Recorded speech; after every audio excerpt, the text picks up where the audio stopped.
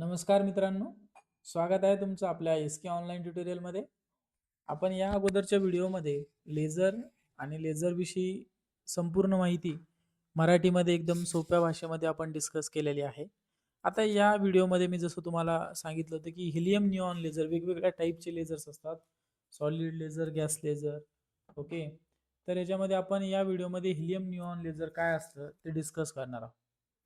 आणि जसं मी तुम्हाला ऑलरेडी सांगितलं की लेझर एक्झाममध्ये सुद्धा खूप इम्पॉर्टंट आहे. एक्झाम पॉईंट ऑफ व्ह्यूने सुद्धा एक्झाममध्ये सुद्धा आपल्याला लेझर एक्सप्लेन करा किंवा explain any one type of laser किंवा असं एखाद्या वेळेस स्पेसिफिकली मेन्शन असतं की एक्सप्लेन हिलियम निऑन लेझर. बऱ्याचशा क्वेश्चन पेपरमध्ये हा क्वेश्चन आपल्याला बघायला मिळतो. अगदी इंजिनिअरिंग फर्स्ट इयरला इंजिनिअरिंग फिजिक्स असो किंवा BSc मध्ये असो, ओके, किंवा डिप्लोमा लेवलला असो, हिलियम निऑन लेझर बऱ्याच क्वेश्चन पेपरमध्ये मला तरी आढळून आलेला आहे. त्यामुळे हा आपल्याला एक्झाममध्ये जर विचारलं तर आपण कशा प्रकारेचा आन्सर लिहिणं अपेक्षित आहे, ते एक्झाम पॉईंट ऑफ व्ह्यूने सुद्धा मी तुम्हाला सांगणार आहे. आणि नॉलेज पॉईंट ऑफ व्ह्यूने सुद्धा आपण हिलियम निऑन लेझर कसं वर्क करतं हे आपण या व्हिडिओमध्ये बघणार आहोत. तर चला तर मग आपल्या व्हिडिओला सुरुवात करूया. तर जसं मी तुम्हाला सांगितले की हेलियम निऑन लेझर हा एक गॅस लेझरचा टाईप आहे. हा पहिला असा गॅस लेझर आहे मित्रांनो जो कंटिन्युअस लाईट देतो. याचं जर कन्स्ट्रक्शन तुम्ही बघितलं तर मी ऑब्विसली तुम्हाला कन्स्ट्रक्शन, वर्किंग आणि ॲप्लिकेशन सुद्धा इथं देणार आहे. तुम्ही त्याचं स्क्रीनशॉट घेऊन तुमच्या नोटबुकमध्ये राईट डाऊन करू शकता. सध्या तुम्हाला स्क्रीनवरती हेलियम निऑनची एक डायग्राम दिसत असेल.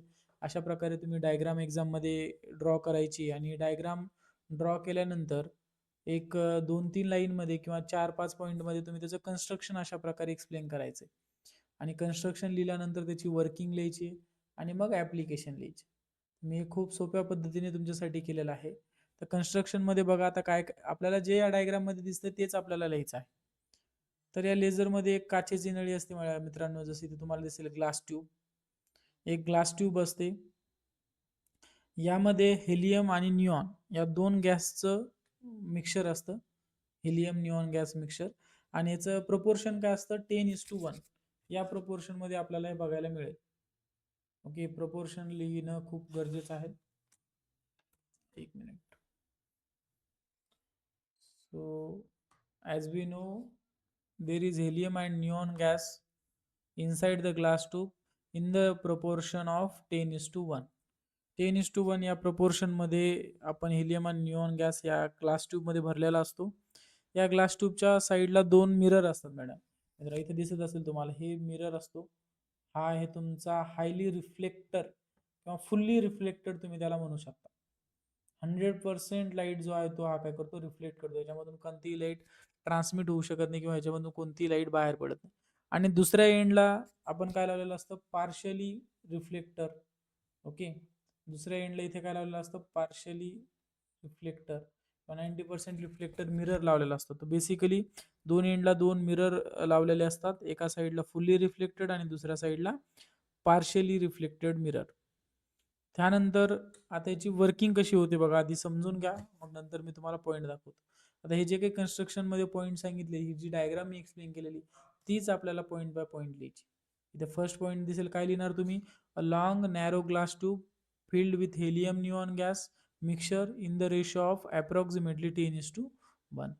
लो प्रेशर गॅस असतो हेलियमचा. अप्रॉक्सिमेटली प्रेशरची व्हॅल्यू जर तुमच्या लक्षात राहिली तर तुम्ही लिहू शकता 1 mmHg. निऑनची 0.1 mmHg. या प्रेशरमध्ये ते गॅस तिथे भरलेले असतात. Electrodes connected to high voltage power supply for electric pumping. Okay. हा आणखी याच्यामध्ये आपल्याला काय दिसते, इथे इलेक्ट्रोड दिसते, एक DC पॉवर सप्लाय दिसतोय. कशासाठी दिसतो हा, पंपिंगसाठी. आता पंपिंगचं काम काय असतं, मी तुम्हाला मागच्या व्हिडिओमध्ये सांगितलं की ग्राउंड स्टेटचे जे काही आयटम्स असतील ते कुठे पोहोचायचं काम करतं, ते पंपिंग एक्साइटेड स्टेटमध्ये. ग्राउंड स्टेटच्या आयटमला एक्साइटेड स्टेटमध्ये घेऊन जाणे म्हणजे पंपिंग. ओके. ह्याच्यासाठी आपण एक्सटर्नल सोर्स एक यूज करत असतो, that is DC power source. तुम्हाला इथे लावताना दिसत असेल, ॲनोड आणि कॅथोड टर्मिनल दिलेले असेल तर तो पॉईंट सुद्धा लिहिणं खूप महत्त्वाचं आहे. आणि ऑब्विसली जसं मी तुम्हाला सांगितले की 2 mirrors at both the end forming optical resonator.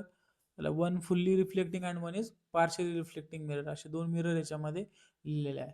हे जे काही दिसतंय तुम्हाला ॲज अ कन्स्ट्रक्शन म्हणून इथे लिहायचं आहे. त्यानंतर वर्किंग पार्टमध्ये तुम्हाला असं पॉईंट बाय पॉईंट त्याला एक्सप्लेन करायचं आहे. तर वर्किंगमध्ये तुम्हाला दिसत असेल की electrical discharge excites helium atom to higher energy level, that is metastable state. Excited helium atom collide with neon atom and transfer energy. Neon atom get excited and population inversion is achieved. Stimulated emission occurs in neon atom.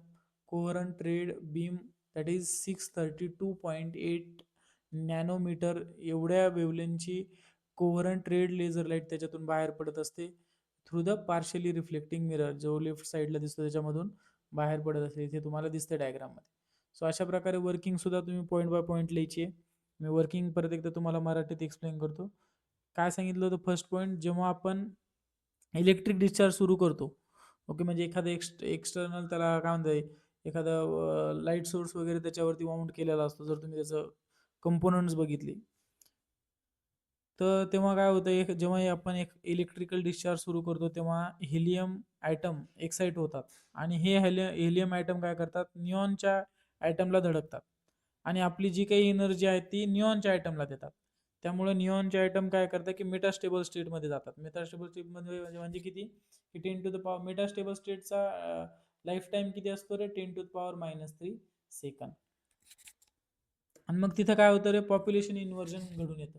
Population inversion म्हणजे काय, मी तुम्हाला या अगोदरही सांगितलं की excited स्टेटमध्ये जास्त density ॲटमची compare to ground state. आणि पॉप्युलेशन इन्व्हर्जन तुम्हाला माहिती आहे खूप महत्त्वाचं असतं लेझर प्रोड्यूस होण्यासाठी. आणि एकदा का पॉप्युलेशन घडलं की मग काय होतं की आपल्याला लाल कलरचा किंवा रेड लाईट मिळतो. रेड लाईट कारण त्याची वेवलेंथ असते 632.8 नॅनोमीटर एवढी असते. तर या वेवलेंथला ऑब्विसली रेड लाईटच मिळणार आहे आपल्याला.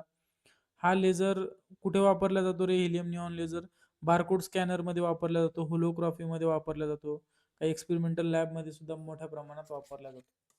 अशा प्रकारे आहे त्याचं वर्किंग वगैरे मी तुम्हाला सांगितले. कन्स्ट्रक्शन सुद्धा इथे तुम्हाला दिलेलं आहे. एक्झाममध्ये डायग्राम ड्रॉ करायची, कन्स्ट्रक्शन पॉईंट वाईज लिहायचं, त्यानंतर वर्किंग सुद्धा अशी पॉईंट वाईज जर एक्सप्लेन करता आली तरी चालेल. And after that just write down 3-4 exam applications, okay. त्याच्यानंतर एक 3-4 तरी मिनिमम ॲप्लिकेशन्स हेलियम निऑनचे लिहिणे एक्सपेक्टेड आहेत. सो होप तुम्हाला या व्हिडिओमध्ये हे हेलियम निऑन लेझर समजून घ्यायला मदत झाली असेल. जर व्हिडिओ आवडला असेल तर नक्की आपल्या व्हिडिओला लाईक करा मित्रांनो, चॅनलला सबस्क्राईब करा. And thank you for watching this video. Please subscribe to our channel. पुढच्या व्हिडिओमध्ये आपण सेमीकंडक्टर डायोड लेझर एक्सप्लेन करणार आहोत.